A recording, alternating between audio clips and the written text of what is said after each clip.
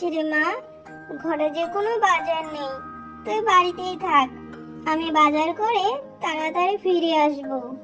মা, আমাকে সাথে করে নিয়ে যাও না। আমার যে ঘরের মধ্যে একা একা থাকতে একদম ভালো লাগছে না।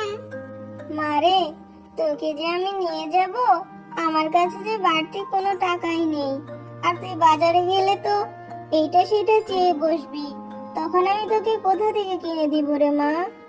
আমি কিছু খেতে চাই না মা। আমাকে তুমি শুধু তোমার সাথে করে নিয়ে যাও। আর তোমার সাথে নিয়ে গেলে আমার একটু ঘোরাও হয়ে যাবে। এই তরমুজগুলো দেখতে খুব সুন্দর, মনে হয় খুব সুস্বাদু হবে। তুমি কি আমাকে একটি তরমুজ কিনে দিবে মা? টয়া, ঠিক এই কারণেই আমি তোকে আমার সঙ্গে করে নিয়ে আসতে চাইনি। আমার কাছে যে কোনো টাকা নেই, যে কয়টা টাকা আছে ওই টাকা দিয়ে তো বাজার করতেই শেষ হয়ে যাবে, আর তরমুজের দাম যে অনেক বেশি। এত টাকা দিয়ে তরমুজ খাওয়ার মতো সামর্থ্য যে আমাদের নেই। একটি তরমুজের দাম কত টাকা? কেন রে, তরমুজের দাম জেনে তুই কি করবি? একটা তরমুজের দাম 400 টাকা। মা, আমি না কিছু টাকা জমিয়েছি স্কুলে যাওয়ার জন্য। তুমি যে টাকা দিতে, ওই টাকা আমি না খেয়ে জমিয়েছি। তুই এসব কি বলছিস টয়া? তুই টাকা জমিয়েছিস? তা কত টাকা জমিয়েছিস? তুমি বিশ্বাস করছো না তো? দাঁড়াও, আমি এক্ষুনি নিয়ে আসছি। তুমি দেখলেই বিশ্বাস করবে। দেখো তো এখানে কত টাকা আছে। হ্যাঁ রে টয়া, এখানে তো 250 টাকার উপরে আছে। এতগুলো টাকা তুই কোথা থেকে জমালি রে মা? এতগুলো টাকা জমাতে তো তোর অনেক দিন লেগেছে। আচ্ছা মা, তুমি এই টাকাগুলো দিয়ে আমার জন্য বড় একটা তরমুজ কিনে আনবে। তারপর আমি মজা করে খাবো। আচ্ছা ঠিক আছে রে মা, আমি আজকেই তোর জন্য বাজার থেকে তরমুজ কিনে নিয়ে আসবো। এ কি, শেফা শিয়ালিনী দেখছি তরমুজ নিয়ে যাচ্ছে। দেখি তো ব্যাপারটা। আরে এই শেফা শিয়ালিনী, তুই এই তরমুজটা নিয়ে এত তাড়াতাড়ি কোথায় যাচ্ছিস? এই তো বাঘিনী ভাবি, তরমুজ নিয়ে যাচ্ছি আমার মেয়ে টয়ার জন্য। অনেকদিন ধরে আমার মেয়েটা তরমুজ খাওয়ার জন্য বায়না ধরেছে। হ্যাঁ রে শেফা, খেয়ে দিয়ে তো ভালোই দিন কাটাচ্ছিস। তোর বৃদ্ধা মাটার কি কোনো খোঁজ খবর রাখিস?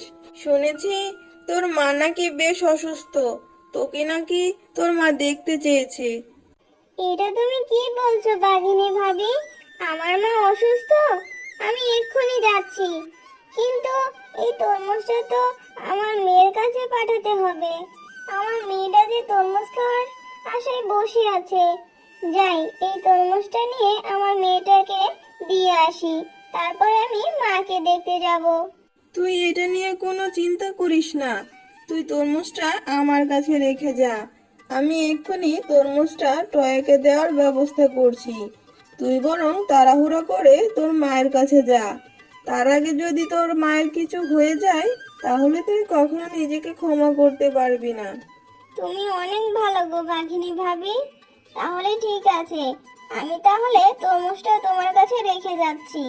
তুমি তাহলে তরমুজটা আমার মেয়েকে দিয়ে আসো, আমি আমার মাকে তাড়াতাড়ি দেখে আসি। তুমি কেমন আছো? তুমি ঠিক আছো তো? বাঘিনী ভাবি বললো তোমার শরীরটা নাকি বেশ অসুস্থ, তাই তো আমি তোমার কাছে তাড়াতাড়ি ছুটে এলাম। হ্যাঁ রে মা, এসেছিস, ভালো করেছিস। তা আমার দিদি ভাইকে সাথে করে নিয়ে এলি না কেন? আর আমি তো অসুস্থ হইনি, আমি তো ঠিকই আছি। মা, তুমি তো ঠিকই আছো? তাহলে বাঘিনী ভাবি আমাকে মিথ্যা কথা কেন বললো? মা, আমাকে এক্ষুনি বাড়ি যেতে হবে, ওইদিকে মেয়েটাকেও একা রেখে এসেছি। আজ আমি যাই মা, অন্যদিন আমি টয়াকে নিয়ে আসবো।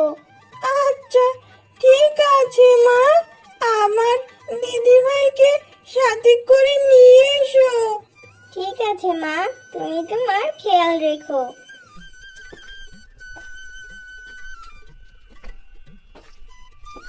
মা, তোমার আসতে এত দেরি হলো কেন? আর তুমি না টাকা নিয়ে গেলে তরমুজ আনতে, তো তরমুজ কেন তুই কি তাহলে তরমুজ খাসনি?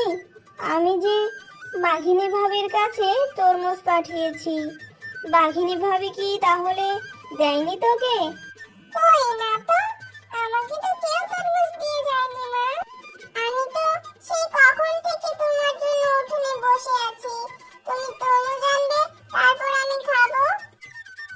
এখন তো মনে হচ্ছে বাঘিনী ভাবি মিথ্যা কথা বলে তরমুজটা তারাই খেয়ে ফেলেছে। থাক মা, মন খারাপ করিস না, আমি আবার টাকা জমিয়ে তোকে তরমুজ কিনে দেবো। আচ্ছা মা, তরমুজ তো খাওয়াই হলো না, তাহলে আমি মাঠে গিয়ে বন্ধুদের সাথে খেলা করে আসি। ঠিক আছে যা, তবে সন্ধ্যা হওয়ার আগেই বাড়ি চলে আসবি। তোরা কি জানিস, আজকে না আমার মা তরমুজ এনেছিল। তরমুজটা না অনেক বড় ছিল আর খেতে অনেক ভালো ছিল। কি বলছিস বেলি, তুই তরমুজ খেয়েছিস? আমারও না অনেক তরমুজ খেতে ইচ্ছে করছিল রে। বেলি চল, এখন আমরা বাড়ি চলে যাই, এখন তো সন্ধ্যা হয়ে গেল। তরমুজ খেয়ে তরমুজের বীজ আর খোসা এখানে ফেলে রেখেছিস? আমি তাহলে এগুলো বাড়ি নিয়ে যাই। ঠিক আছে রে দয়া, তুই তাহলে এগুলো নিয়ে যা, আমার মা তো এগুলো এমনি ফেলে রেখেছে। তুই এখানে এগুলো কি রোপণ করেছিস? আর এই বীজগুলোই বা কোথায় পেলি তুই? মা, আমি যখন বেলিদের বাড়ির সামনে দিয়ে আসছিলাম তখন এই বীজগুলো পড়ে থাকতে দেখি, আর ওখান থেকে উঠিয়ে এনে এখানে রোপণ করে দিই। মা, এখানে আমাদের অনেক বড় একটি তরমুজ গাছ হবে আর আমি মজা করে তরমুজ খাবো।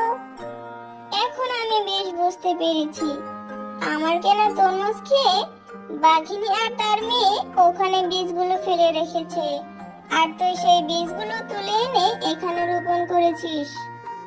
আর তাড়াতাড়ি এসে দেখে যাও, এখানে কত বড় তরমুজের গাছ হয়েছে, আমি মজা করে তরমুজগুলো খেতে পারবো। তাড়াতাড়ি আসো মা।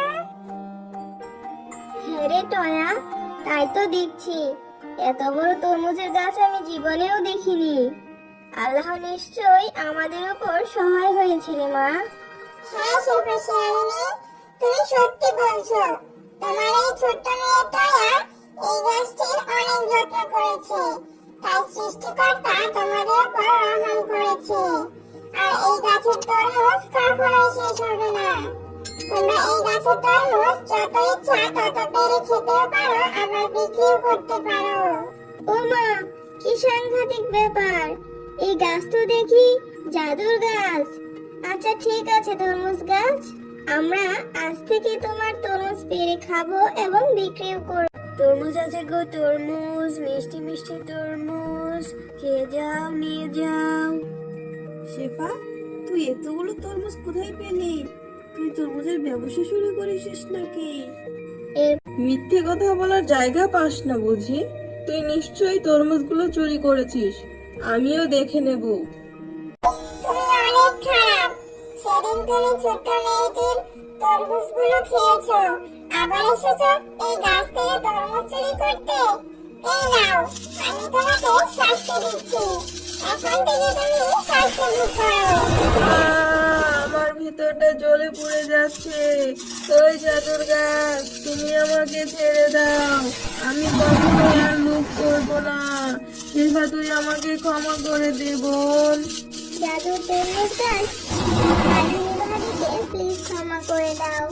আমি বাঘিনী ভাবিকে ক্ষমা করে দিয়েছি, আর উনি তো ওর ভুলটা বুঝতে পেরেছে।